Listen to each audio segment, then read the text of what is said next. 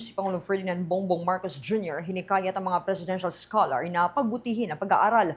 2,000 beneficiaries naman sa Bulacan na kinabang sa tulong. May report dyan si Bombo Annalise Subirano.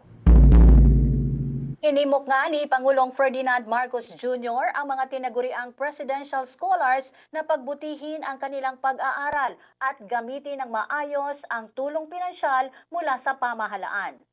Ayon sa Pangulo, bahagi ito ng programang nagbibigay ng tig 200,000 pesos sa bawat barangay kung saan kalahati ng halaga ay inilaan para sa 5 estudyanteng nangangailangan ng suporta upang makapagtapos sa pag-aaral. Bawat scholar makakatanggap ng 20,000 pesos educational assistance.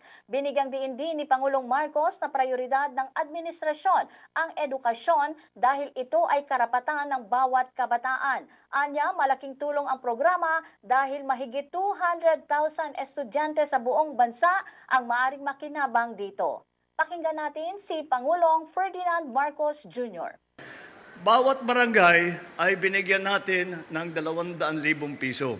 Yun lang, ang hiningi lang natin ay sa ating mga barangay official ay yung 100,000 doon gamitin natin para tumulong sa mga presidential scholars. Sila tawag ngayon yung nandun kanina, ang tawag ngayon sa kanila mga presidential scholar. Dahil sila ang scholar na nanggaling sa Office of the President. At sinasabi ko nga sa kanila, pakinabangan nila na mabuti yung pondo na yan para makapagtapos sila.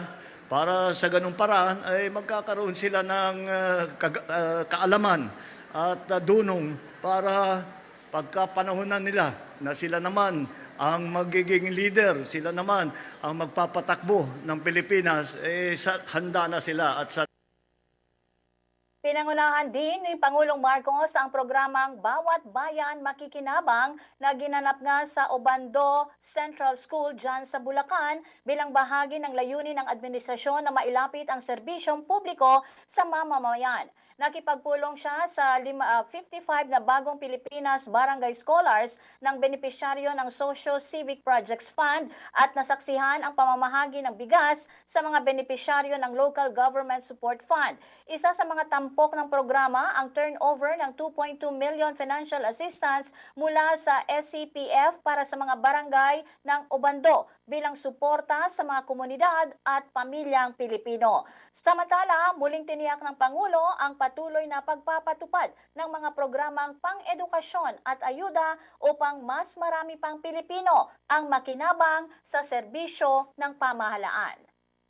Mula dito sa Palasyo ng Malacanang, Bombo Annalise Montaño Soberano nag-uulat. And this is Bombo Radio Philippines, the #1 and most trusted source of news and information. Basta Radio, Bombo! For the most trusted source of news and information, visit our website at www.bomboradio.com. Follow us on Bombo Radio mobile app, Facebook, YouTube, TikTok, and X, formerly Twitter. Like, share, and stay connected. Anytime, anywhere.